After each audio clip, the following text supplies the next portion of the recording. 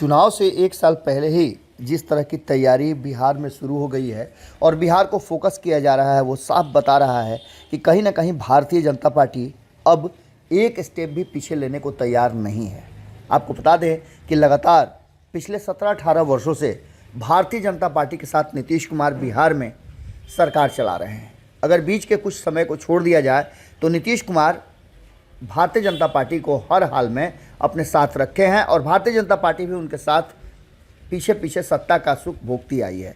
लेकिन अब स्थितियां बदल गई हैं। हालांकि एक स्थिति 2015 में भी बदली थी जब नीतीश कुमार महागठबंधन के साथ सरकार बनाए थे, लेकिन वो सरकार 2 साल के अंदर ही खत्म हो गई थी और सुशील मोदी को कहा जाता है कि उसमें बहुत बड़ी भूमिका निभाए थे। एक बार फिर से सुशील मोदी जिस तरह से एक्शन में आए हैं, संभावना व्यक्त की जा रही है कि नीतीश कुमार को फिर से वो कोई नया प्लान जरूर दे देंगे जिससे कि महागठबंधन की सरकार से निकलकर वो एक नए दिशा में सोचना शुरू करेंगे। आपको बता दें कि 2024 के लोकसभा चुनाव और 2025 के बिहार विधानसभा चुनाव को लेकर के अपने अपने वोट बैंक को साधने की कोशिश चल रही है। जहां एक तरफ भारतीय जनता पार्टी नीतीश कुमार की एब्सेंटी और नीतीश कुमार के एनडीए से बाहर होने के बाद अपने वोट बैंक का जुगाड़ कर रही है, तो वहीं नीतीश कुमार भी इस वोट बैंक के जुगाड़ में पीछे नहीं है।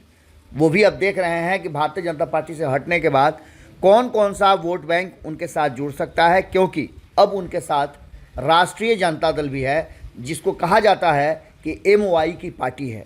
लेकिन नीतीश कुमार को अपने वोट बैंक में ज़रूरत है जिसमें उन्हें महिलाओं का वोट तो प्राप्त होता ही है, अब उनकी नज़र जो है वो गैर यादवों के साथ साथ मुसलमानों पर भी है। इस बात को लेकर के सुशील मोदी ने इशारा किया है और शायद ये इशारा उनका केंद्र के निर्देश पर, केंद्र के आदेश पर ही है कि मुसलमानों को लेकर के नीतीश कुमार की नीतियों को लेकर के वो एक बार फिर से कह रहे हैं कि मुस्लिम तुष्टीकरण को लेकर के नीतीश कुमार लगातार ऐसा काम कर रहे हैं जो समाज को मंजूर नहीं है। क्या मुसलमानों को खुश करने के लिए रमज़ान के महीने में मुस्लिम सरकारी कर्मचारियों को देरी से आने और देरी से जाने की छूट के साथ बच्चों के स्कूल का समय में बदलाव किया जाना, मुख्यमंत्री नीतीश कुमार का ये जो फैसला है वो कितना लोगों को पचेगा और इसके पीछे की रणनीति क्या है।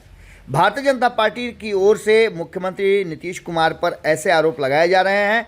बिहार के पूर्व मुख्यमंत्री और राज्यसभा सांसद सुशील मोदी ने कहा कि रमज़ान के महीने में केवल मुस्लिम कर्मचारियों को और शिक्षकों को 1 घंटा पहले आने और जाने की छूट दी गई है। हमने आपको बताया भी था कि सदन में भी इस बात को लेकर के राष्ट्रीय जनता दल के एमएलसी कारी शोएब ने सरकार को धन्यवाद दिया था कि उन्होंने 1 घंटा पहले सदन से भी या सभी सरकारी संस्थानों से मुसलमान भाइयों को 1 घंटा पहले जाने की और 1 घंटा देर से आने की बात की थी।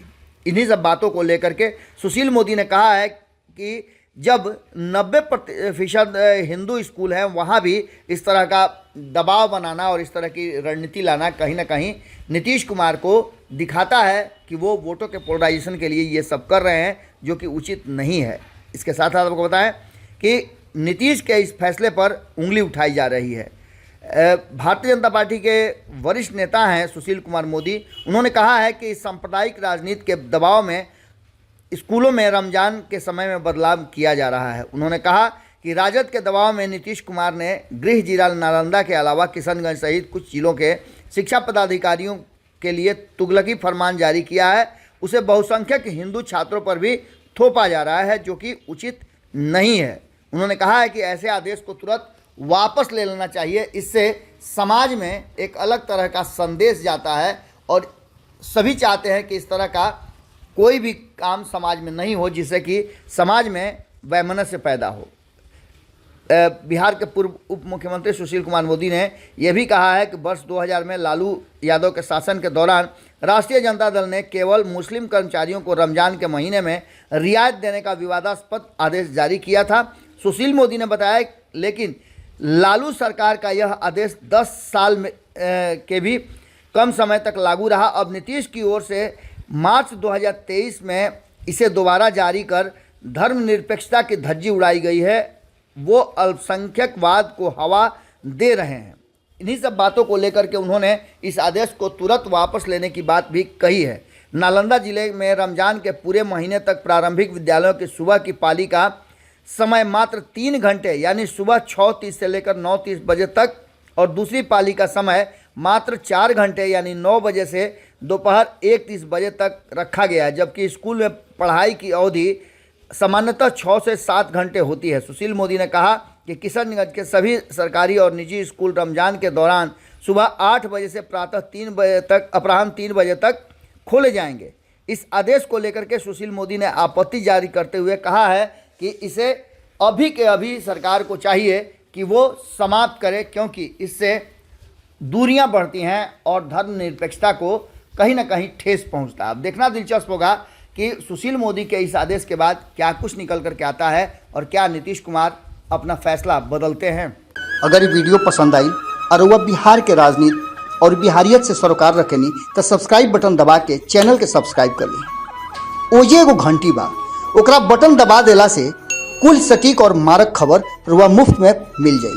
अगर रुआ पत्रकारिता के हमनी के नया प्रयोग में सहयोग कर चाहतानी तो ज्वाइन बटन दबा दी।